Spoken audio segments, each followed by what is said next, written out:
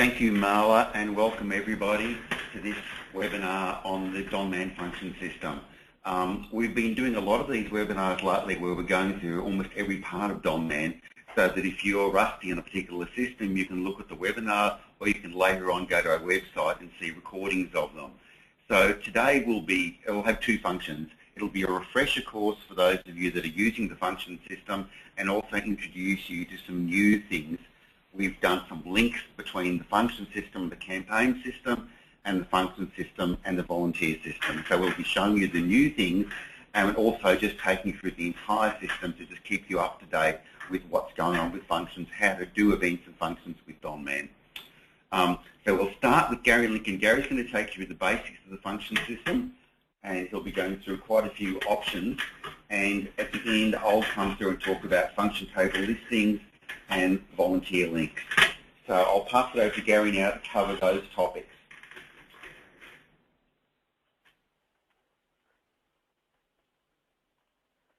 Thank you, Andrew, and good afternoon, everybody. So what we're going to look at, as Andrew sort of said, is really just the basics of the function system in data management and how we can sort of utilize that to keep tabs on people that we've invited to events, people that have accepted and attended, so that later on we can have that sort of running history, just like we do for donations and other activities that the donors are involved in. So where we start is from our start menu. And as Andrew was saying, one of the things we can do now is set up a campaign that's also identified as a function campaign. So that's where I'm going to start today. So if I go into campaign setup, and not everyone will have that the button where I've got it on mine. If you don't, then you can go through main menu, into fundraising, and then you'll have campaign setup. So if I go into there, and then campaign code. So if I was going to create a new campaign, the one I create in this particular case is normally to do with the ticket sales, because it's about the invites and who's attending and who's actually paid money and something like that. So if I were to create a new one,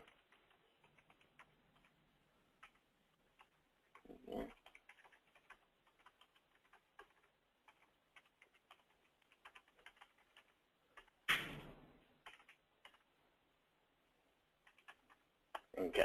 So once I get to the end date on the campaign, you'll see the normal screen pop up, or in this case I'm saying they're not pledges, it's not sales, it's not raffle, but then I've got the option down here to say, is it a function campaign?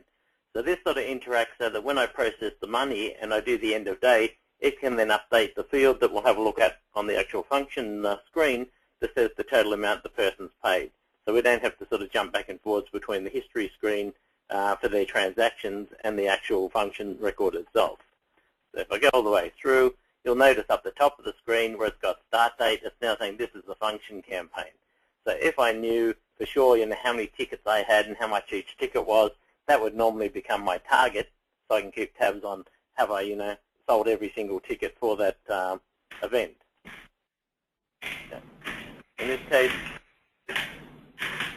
I'd go through, and again, I'd just like setting up a normal campaign. I'd have a letter code set up already to say it was my function thank you or the ticket thank you, whatever it might be. In this particular case, because I'm not actually going to send a letter, I'm just going to put in any, choose a bank account code, choose my ledger code. So it's just like setting up a normal campaign, except in this case we're saying it's something to do with function. Down the bottom, we just type the details we want to show on the person's receipt and enter. So now that I've got the campaign set up, I can get out of there, go back to my start menu, and down the bottom where the smaller buttons are, you'll see there's functions. So if we go into there, we'll take us into that function menu. Yeah. On the right-hand side of the menu, you'll see things like the function status code, the function type code, the event code, and the host code. Yeah, so we'll start at the top, because in order to, just like sort of a campaign where I've got ledger codes and bank account codes and letter codes, these are codes that I can then attach to the function master record in order to help me identify exactly what happened at that event as we start sort of going on in years and look back at some of our previous functions. So if we go into function status code, my options here are normally fairly limited, where I'm saying it's a current event or function, or it's something that's finished. So, so whether you have current or past or whatever you want. It doesn't matter. But normally you wouldn't have a whole lot of codes here to say, here's the status of this particular event, because normally it's happening or it's happened as such. Like any of the codes in the system, if there's something else and you said, look, I want to create 3 functions or, 3 status codes or 4 status codes, just type a new one in and enter through, and that will then save that as part of the drop-down list. The next one down, the function type code, works similar to how we use the campaign groups in a campaign record, where I can say I've got codes for the different sorts of events that I run. So if I'm running, say, art shows, or I've got board meetings, I've got dinners, I've got gala events, golf days, etc., then I can create different codes to identify it, and this certainly helps me when I do reporting and things later, because I've got something that will sort of envelope all of these similar sorts of events. So in this case, what I'm going to do is set one up for dinner, and I've already got in here my dinner code. The function event code are normally things that I use to identify other things that are running at the event itself. So in this case, I've got a code that says I'm running a public auction, I'm running a silent auction, raffle sales, sponsorship. So really all of those other components that make up your event itself is what you put in here, so that when I set up, and we'll go to the actual function master record, just like on the donor record, you've got extra codes down the bottom. This is where I can identify that this is the event, this is the date, here's all the details of it, but down the bottom of that screen, these are other things that we actually ran as part of that event. So that for all purposes, for things that go on the flyer to advertise the event, I want to put it on the actual function record, or the function master, so that later on I can look at it and say, oh yes, we did run an auction that year, or we did run a raffle, or whatever it might be, because it's going to help me a whole lot later to know, from one year to the next. Because obviously every organization has staff changes. So sometimes you won't remember everything because you weren't there. The last one on that side there is the add or edit host codes. And this would be used in the case, that is very similar to the other ones, that if I had a company that was hosting the event or anything like that, then I can do that. Or if I've got people that are buying tables, like a whole table for an event, then they could be the host for a number of donors that are attending the event. So I can also use the host code for that. Again, there is no limit to how many codes you can create. It's totally up to yourself. So normally the first thing I do is go through and say, now I've got all those codes in place, I now want to set up my master record for the event itself, or the function. If I go into there, just like most of the other screens where I've got my different codes, etc., this is where I can have a code for all of my events that I've had. If I go into dinner 2012, then, well, in this case, what I want to do is create a copy of this, because I'm now going to do dinner 2013. So if I enter and bring up that record, I can now go back to the function code itself, and if I do Control F3, which on everyone's keyboard template you'll see is the duplicate key. So there's quite a few areas in the system that allow me to duplicate records in the case of keeping consistency. So it's things like campaigns, functions, even donors. So I can go through and duplicate those sorts of things. So in this case, if I say yes, I want to create a duplicate of that, and I said I'm going to call it 2013. Okay, so now I can just change the little bits. It's already in this case in the type code of dinner. If I've linked that to a campaign, so I want to know the money that's come in when I look at this screen later, I can click in there. Yeah, and just like everywhere else, you'll have all of your events. Sometimes we'll have an event that isn't to do with people paying. So this is certainly not something you have to do, and it's not mandatory. It'll say on the screen here, it's linked to a campaign, but it's optional. So if you've just got an event where you're just trying to say, look, all I'm really doing is keeping tabs on who I've invited, did they accept, did they attend? In the case of like a volunteer morning tea or a request meeting or something like that, you don't need to have the campaign there.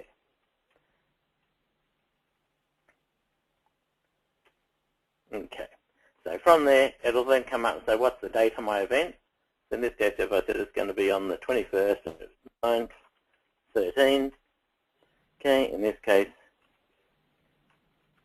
it's going to be a current event, and then I can put in my times. So in this case, if I said it's going to be exactly the same times as it was last year, I don't have to do anything from there. So I can just enter through, or of course, if you need to change it, just change it to suit. Okay. Then I'd have why I'm holding the dinner would be basically yes to raise funds, or my fundraising event. I can then have the venue. I can have a host. I can also enter a guest of honor, so that I've got all of those details. If I did have a ticket price and I knew, okay, tickets cost $120 or whatever it might be, I can then enter that price in there. From there, it's saying these are events that I'm also going to run, or these are components of what I'm going to run. If I said, well, this year I'm not going to run a raffle, but I am going to do a silent auction and a public auction, then I can put the codes in. Or if I said, no, I'm not doing any of those things this year, just delete those so that we don't really have to worry about them. If I am, just keep them as they are. Comments down the bottom would be any comments about the event, or anything I wanted everyone who looks at this record later to know a little bit more, or if there might be something I need to explain, so I can put that into the comments field down the bottom.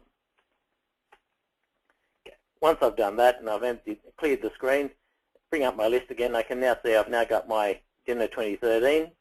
Okay. And whereas all the other ones are showing as finished, this one is my current event, or my current function.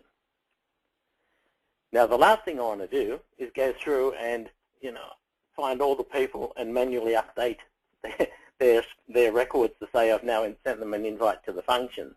So normally the first call I'd do after I've actually created the function record would be to go through my donor appeals and create a selection of people that I do want to send the invites to. And so I do my selection file, I create the mail merge data file in order to actually do the mail merge for the invites. And once I've done that, I then go back into my function area, and there's an entry on the menu here that says mass add or update function records. So this is a program that will allow me to go through and say, here's a list of people that I've already got that I now want to attach that function record to. So if I go in, like anywhere in Donman where I'm doing something in bulk, the very first question says, have you done a backup? In this case, yes I have, because I'm very diligent. From there, I've then got my selection file to be used. If you know what the selection file is, you can type it in, or like anywhere else in the system, you can go through and find the actual selection file that you want to do. Okay, so in this case, I've already created my selection, so it's just my dinner invite 2013. And obviously, when you create a selection file, the clearer you make the name, the clearer it makes it to you and anyone else following exactly what's in that list. If I choose that, then enter, the system by default will count how many records are in there. Sorry, my color scheme's doing something strange on me. So from there, it's now saying, do you want to create new records, update, or delete existing? So in this case, I'm creating new records for all of those people. So what this really means is that as the event has sort of happened, I can go through, and if I've got my spreadsheet that I've used to mark all the people off who attended the event, as long as I can pull a list of their donor numbers, after the event I can update each of those people to say they attended the event. Okay, so in this case I'm starting at scratch, so it's new records.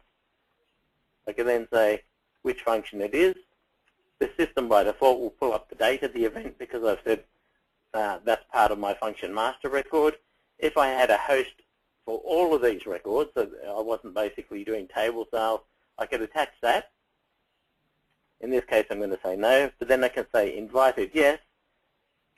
And like anywhere in Donman, if I said I'm doing it today, I can just put T and the system will put today's date. If I said, perchance, I'm not going to send the invites out for another couple of weeks, but I want everything in place, I can change the date here. So if I said it's going to be in 2 weeks from now, again, just T plus 14, or just type in the date.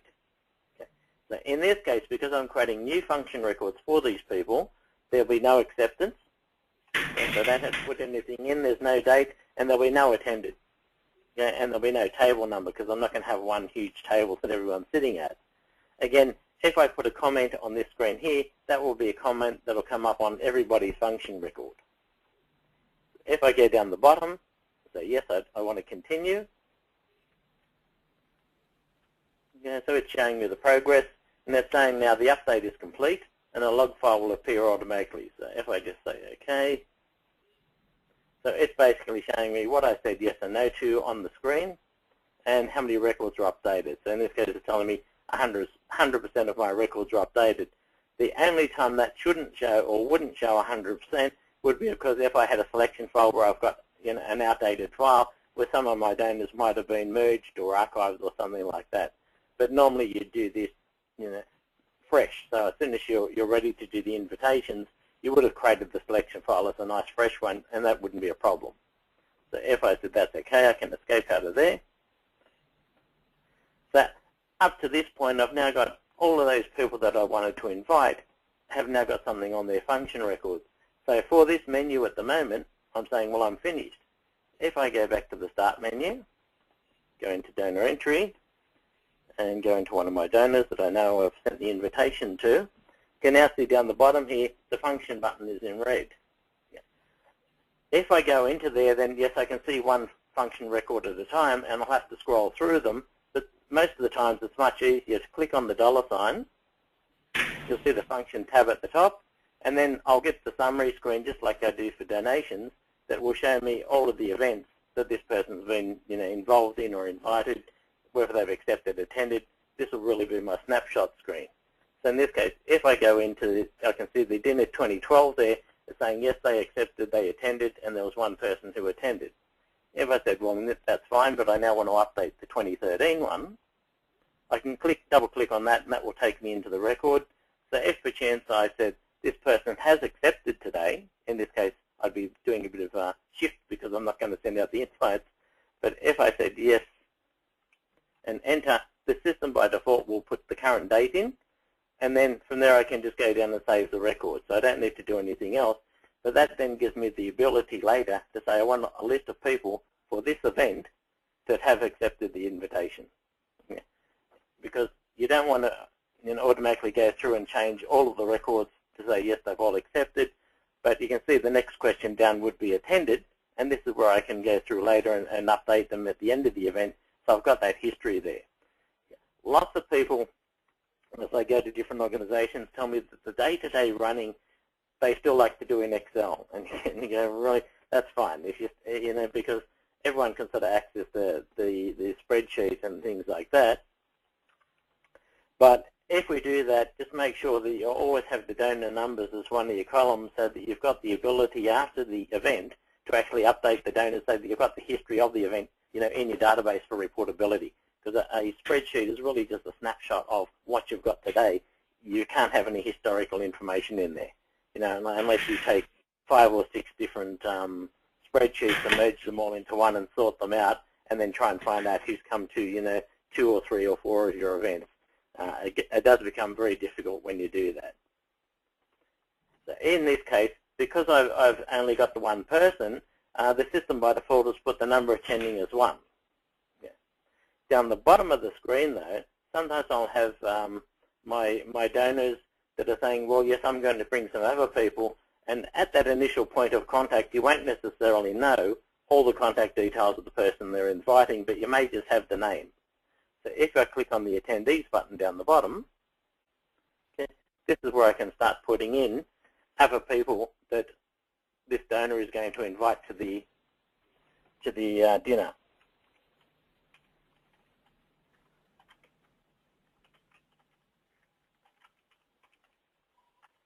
Yes, if I just went through and said, I've got nothing else to say there, and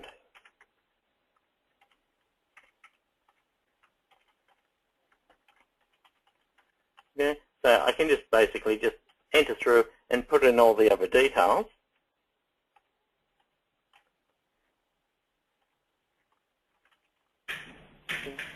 So whatever it might be, I can enter all those details. Once I get to a blank line, if I said that's done, I'm finished, I can just click on Close, and you can now see that the system has updated the record for the number attending. This sort of works a little bit strangely because of the way we've had to sort of put the details together. If I was adding the attendees, I would also by default add the donor so that my number attending here would reflect the donor as well as the people under the attendee list. Okay. So not everyone is going to use the attendee button down the bottom here. So, if you needed to and said, okay, look, I just want to overwrite that and make that 4, then the system will just keep whatever you type in there. So it really doesn't, matter which way you do it. You have got a way of identifying, how many people are attending your event. If I was setting it up where I did have tables and ticket numbers and things like that, the system itself isn't designed to maintain the event like an event management system. So it's not going to tell me that I filled a table up or how many seats I've got per table and all of those details. But I can go through and at least say, well, this person's going to be on table number 2 and they're going to be at seat number 1. Okay? And if I had done that, then ideally I would have also done that under the attendees. So I can say, yes, these people are at the same table, but they're at seat number 2, 3, and 4. Okay? So that I can keep all of that from. If I've got ticket numbers that I'm doing the sale and I'm trying to keep tabs on the ticket numbers, again, I can put ticket from and ticket to for those people, okay, and how many tickets they're buying. So if I said, well, he's buying 4 tickets based on the cost per ticket, it's now telling me the total cost for those because I set that up in the master record to say that they're $120 a ticket. So it's telling me the total cost is $480. So when I process the money, as we were looking at before when we did the actual campaign setup, and I said it's a function campaign, once I process the funds, that will update the next field down, showing me the total paid. So if I knew that in this case this donor had $480 worth of tickets, and I look at them later and see they've only paid half of that, I know they haven't paid for all of the tickets that they've got against their record. Whereas obviously if it's 480 there and 480 paid, I know that yes, he's paid for the 4 tickets that related to his record. So again, if I save the record here? Yes? Just pointing out that will only work if the function code is exactly the same as the campaign code. You must make sure that the campaign code is the same as the function code, then the system knows to update the function record for that person. Okay, so only what Andrew's saying is where I've set it up and it's in 2013T, then my function record should have also been the same if I want that to update correctly. Because otherwise the system has no way of correlating which function record it is that you're trying to update. So by creating the 2 with exactly the same name will allow that to happen.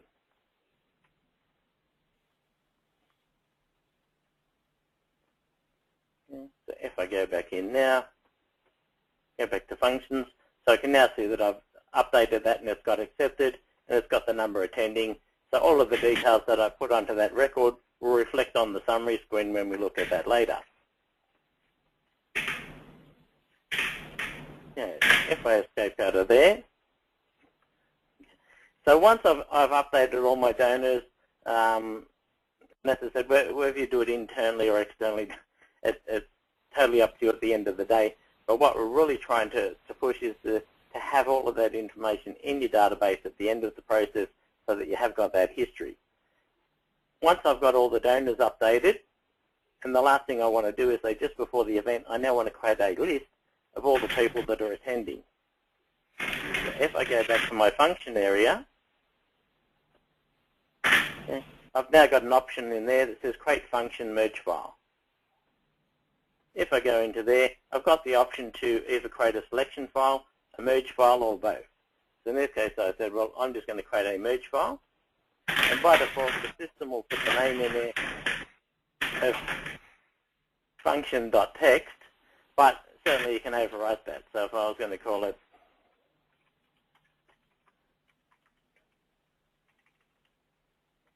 .txt, just change the name to suit what you're actually using that for. From there, so similar to your donor appeals, in this case it's only looking at functions. So yes, I can select by function code, and again I have my list, so I can say yes, I'm only looking for people for this event.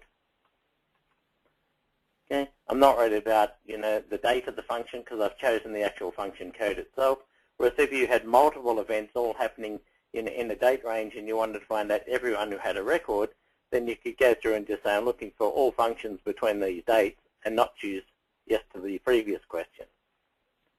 Okay. Do I want to select people with invited status? In this case I'll say no, that's not relative. I'm not worried about the dates I send out the invites, but I do want all the people that I've said yes, they've accepted. Okay. So there's a bit of flexibility with how you can pull the data out. If I just said, yes, I want everyone who's accepted, but everyone who's accepted this week. So then I can put in my date ranges to, go through and do that. Okay. People with attendance status in this case would be irrelevant because I've only just done the invites, whereas if I was looking at dinner 2012, then they could say, yes, I just want a list of everyone for dinner 2012 who did accept. So this is where it sort of comes back to, help me do my initial list for the invitations this year based on everyone who came to the event last year, and that's why it sort of becomes crucial that we do go through and update, each of the donor records with the function to say they did attend or accept, etc. So I can pull this data out again. You can, of course, also, utilize the data by going into VisRep and generating your own report and, formatting it exactly how you want. So in this case, I'm not worried about the attended status, not worried about table or ticket numbers, and we'll get to the next screen. So you can see all of the details we've got on there. We've got, function type codes, status codes, whatever it might be. We can then go through and say, this is exactly what I'm looking for. For most things that you'll probably be doing would be based on this front screen here. But certainly the option is there to utilize any of those other fields to go through and pull the data out again. So in this case, I'm saying I'm not worried about the host codes, function types, any of those details. Just like a normal mailing, the system by default will exclude the no mail or no mail until date or donors with a date of death. But again, you've also got the option to override, because sometimes you might have somebody who comes to events but says, I don't want any of the other correspondence, so as such you may have made their mail code no mail. And obviously I don't then want to miss them when I do my list of people here. Okay? Again, I've still got the option to select by mail code, exclude by mail code, etc. I only want people with an email address, whatever it might be. Okay? If I'd already set up a Word document to do a merge for these people, then like everywhere else in the system, I could say yes and go and find my document. In this case, I'm saying, no, all I want to do is create the raw data, and I then want to put that into Excel. So if I say yes, the system will show me these are the fields that are coming out by default. So everything above the dotted line, everything below the dotted line are fields that I've added to my output file.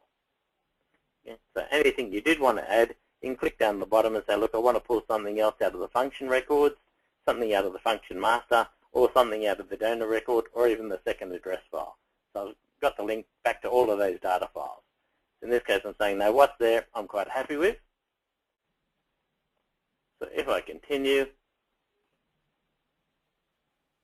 apart from my bad, so I've got no records, so then I'd have to go back and say, well, why have I got no records?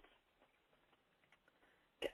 So if I said, that's not exactly what I wanted, I might then say, look, I'm looking for a merge file. Again, I'm going to call it dinner 2013. So yes, I want to create my function code. And in this case, I'm going to pull out all records for dinner 2013. And then in my fields, because people, as I said before, do tend to use this sort of data quite exclusively in an Excel file. Okay, so you can see down here I've now got the table numbers, the ticket numbers, etc. So what I might say is what I want to do is from my function record,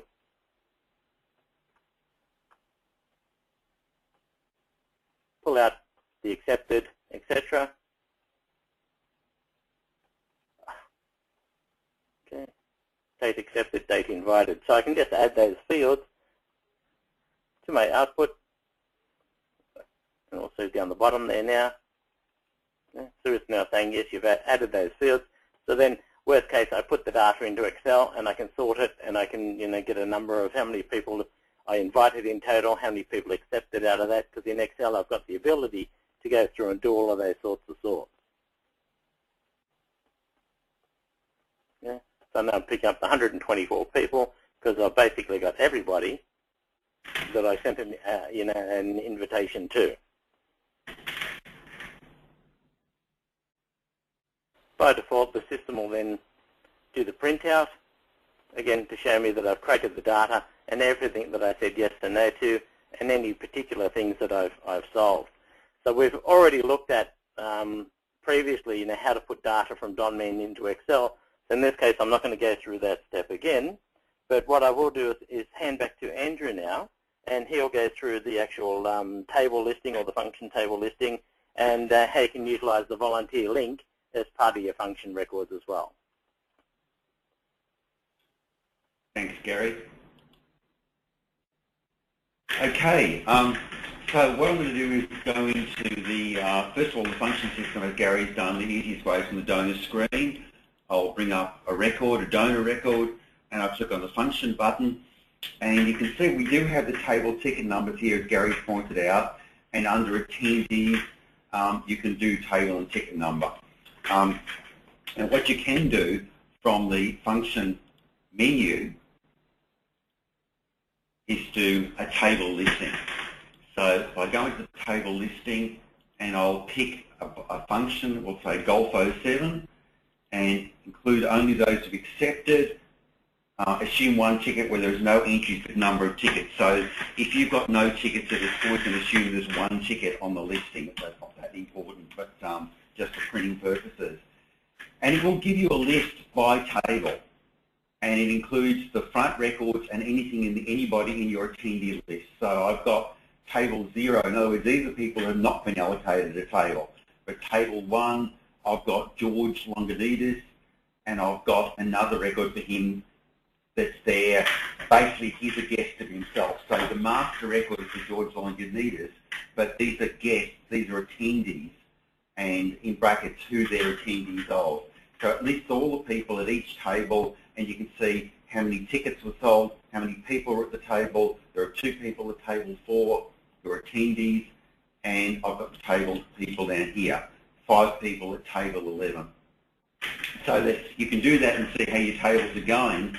Even though Gary said it's not a full function system, it doesn't manage your tables and make sure you don't sell more than you should for a table, but it does give you a list, and you can use that to go and see, are there gaps at the table? I've got a table here that's only got 3 people at it. Yeah, so that's table listings, which you'll find useful with the functions. Now, the other thing is Gary's shown you the new thing, which is the link between campaign and function, so that you can set a campaign up and say it's a function campaign, and that enables you to see the dollar value. I was also going to just show you, when we talked about putting things into Excel and looking at the totals, keep in mind that the function master record does dynamically update, and you can see on that how many are accepted, how many are attended. So some of that information is available in Donman too. Now, the volunteer system is not an automatic part of Donman. It's an optional module. I think it's $850, and it can be purchased by anyone who wants to. Not everybody has it, but those of you who have, this will be a bit of a tip. For those who don't have it, maybe another reason to get it. But if we go into the donor entry, just as we did with function, that's the easiest way to do it, is to bring up a donor record, and I click on the volunteer button. Now, from the next update, you'll be able to try the volunteer system and any of the other purchase systems in your training system. It'll be completely open, but you can only run it on your live system if you purchased it. So I look at my volunteer record. Now, there's a lot of basic information about volunteers here, but often there is a link because a particular volunteer may be volunteering to help with a function, and that's where you need a bridge between the volunteer and the function system. Now, this all comes through volunteer activity. If I click on the $ here and we look at volunteer hours, we see that Mr. and Mrs. Web Donations has worked as a cook on that date for 18 hours. He just keeps working. So these are the activities. Now, you can edit these activities here by scrolling through them or add new ones. The new thing we've done is if I put a new activity today, and the work area is going to be admin, I can optionally add a function, and it says if function involved. So if there's no function involved, you don't put anything there, but I can now say this person is working at golf, it's Golf07 he's working at. So there's 3 hours spent there, and it's on the door. So I now have a new item in my function activity for volunteer hours, which is now linked to the function, Golf07. So you can now keep track of the hours that a volunteer spends, not just in volunteering, but with the function too. And that's sort of just the last little bit I was going to cover today. And I'll open it up for questions now. Thanks, Andrew. There's quite a few questions, actually. So just a reminder, if anyone does have any questions about the topic today, you can post those questions in the question pane, and we'll read them out now. So we'll start back at the top of the presentation. From Jennifer, and this is probably for Gary. In the host section, do you put a major sponsor or the venue where it is being held? Gary, I think you're on mute, if you want to unmute yourself. Hello, Gary. Okay. Sorry. Yeah, sorry, I muted myself. No, normally that would be something like a major sponsor, because the actual location of the event you'll have on your function master record. Okay. Because you've got your venue there.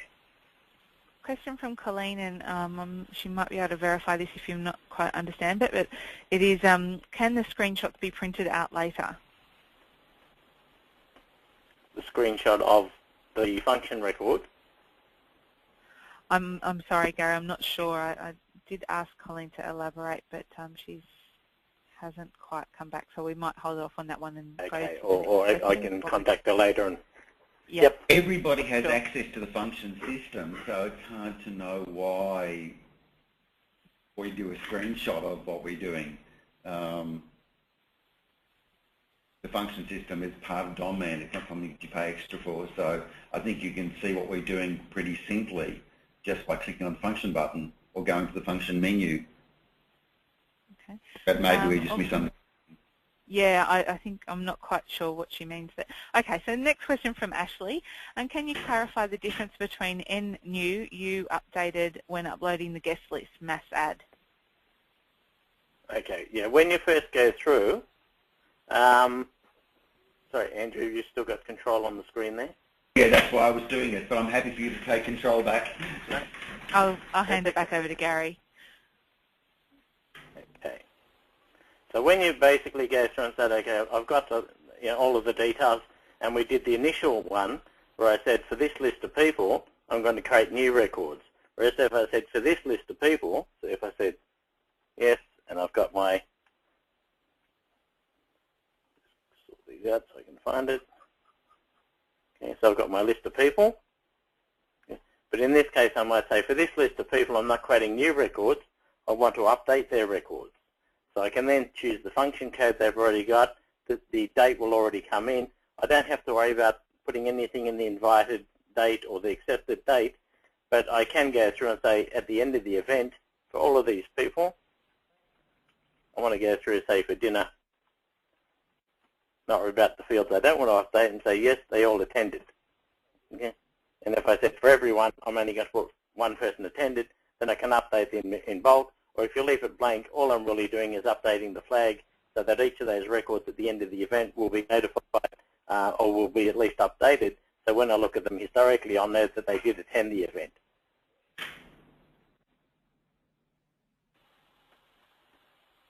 The other one, of course, would be delete. Sorry, the other one would be delete, whereas if you said, I've got a list of people I want to delete the function record from, then you could just do delete and choose the function record, and that will remove the function records from those donors.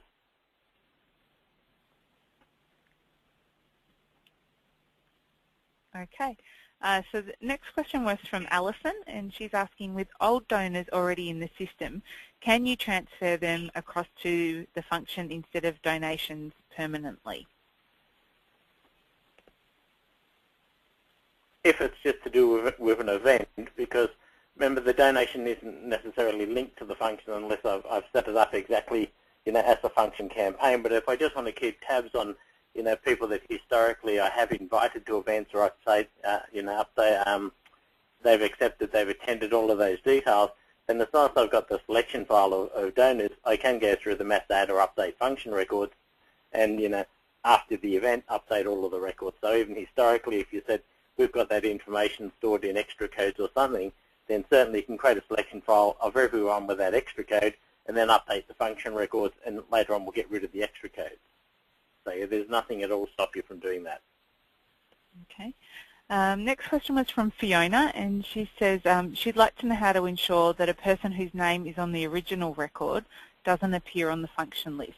She said she's currently receiving lots of bookings from PAs and head of departments, and they are not going to the event, but their name appears on the printout of attendees. That would probably depend on how we're putting the PA's details into the actual donor record. Normally the easiest way sort of around that would be in the case of a record like this where I'm saying, look, I'm writing to this person, they're the person basically getting the invite because they're the chairman of the board of this company, but I wanted to have the PA's details there somewhere so that when I sent the invite or they're the person I need to email or contact, then there's another way around it because I don't want to create a donor record for the PA necessarily. I can use the address button to cover that. So if I were to clear the screen,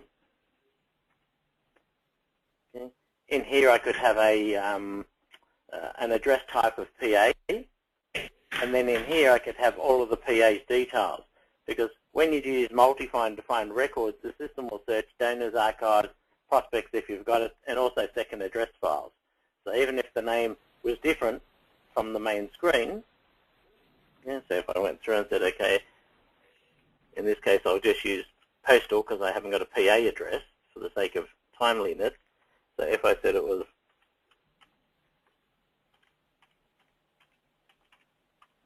so I can update that, take that out. It's still the same company, the address is the same, but then the phone number, the fax number, the mobile, and the email could all then be the PA's details, not the main person on the record. If I save that and I said now I want to find that donor based on the PA's details in the address record,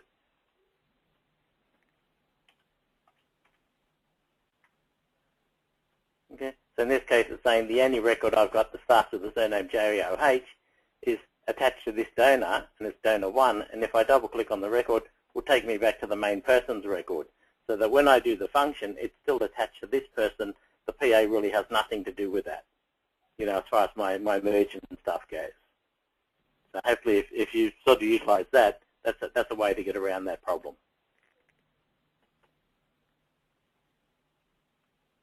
Thanks, Gary. Just because we do have quite a few questions on the line, we won't be able to go past the hour today, but if we don't get to your question, please note we will follow up offline. Your questions are logged on our system, so we will be in touch afterwards. So if you've got any concerns there. The next question, though, Gary, for you was from Fiona again. Is there a way to manage complimentary tickets?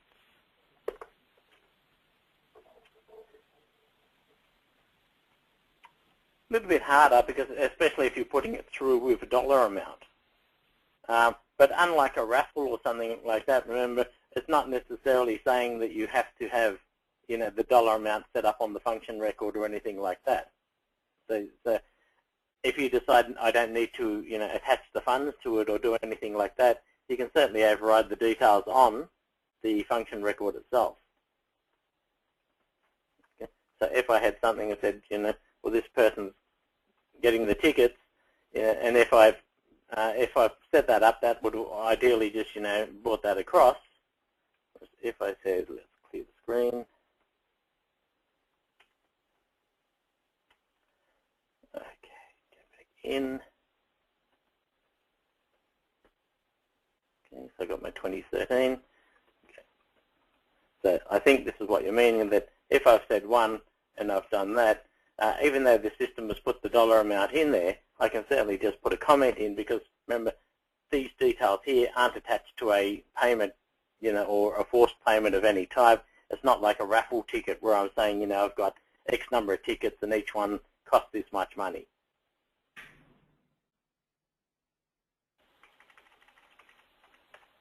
So I can do something like that.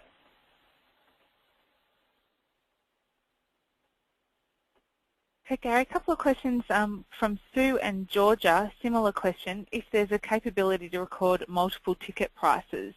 In Georgia's example, it's a group price for us where they've got a discounted or a single ticket price, or where they have an early bird pricing.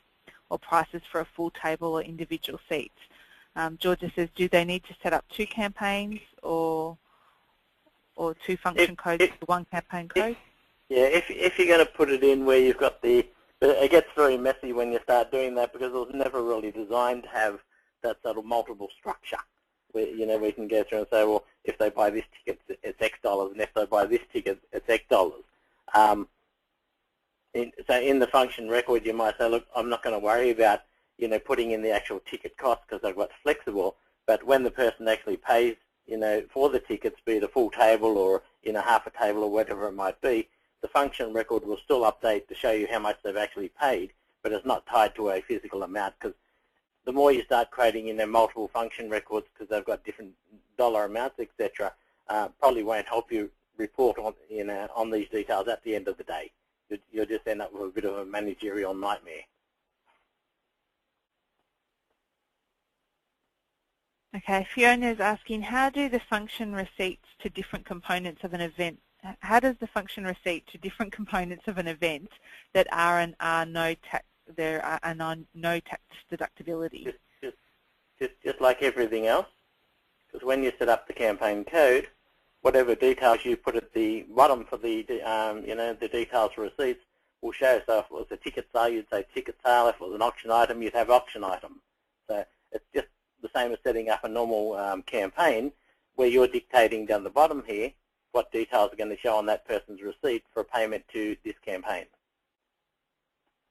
So you can have, you can have dinner 13 donations as well as, ticket sales or auctions, etc. They'll all be different campaigns where you can use the same group code to tie them all together, but for each individual one, it's the details down the bottom that's going to show on the person's receipt.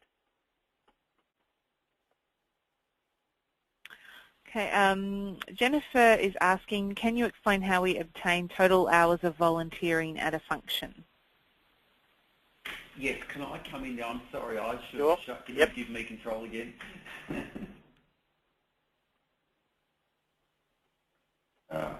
Yeah. Yes.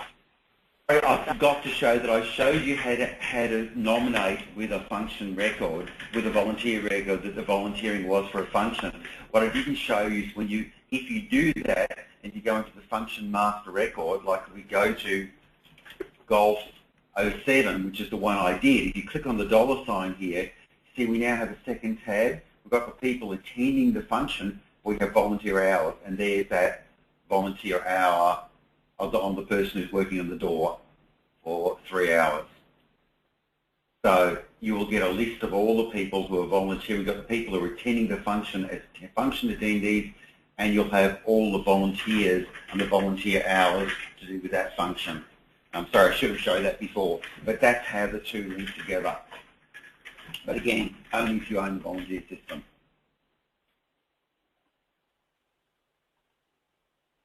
Okay, I think we might just leave it there. There's a couple more questions, but they're similar to what we've already answered, so if there was any, we might just follow those up offline because they're kind of specific to their requirements. Right. So I will leave the question pane open for the next couple of minutes if you'd like to post your question, and what we'll do is we'll follow up with you directly after today's presentation.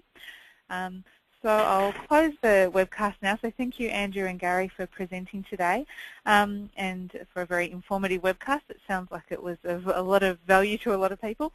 Our next webcast is scheduled for Wednesday the 21st of August, and that's at 2 p.m. Australian Eastern Standard Time. So please look in your inbox for further details about that shortly. We'll have it in our monthly newsletter. Now, you'll also, as a couple of people have also asked about recordings of the webcast. Today's webcast has been recorded, and we will make it available for you via our website in the next week or so. So that will be on our website at donman.net.au under the What's New section. So again, thank you for joining us today, and if you do have further questions, please feel free to log them now or contact us following the webcast on our general email address, which is info_donman@advsol.com. Okay, so that concludes things for today. Thank you again, Gary and Andrew, and we look forward to seeing you all again next time. Thank you and goodbye. Okay, thanks, Marla, and thanks everybody for attending. Bye.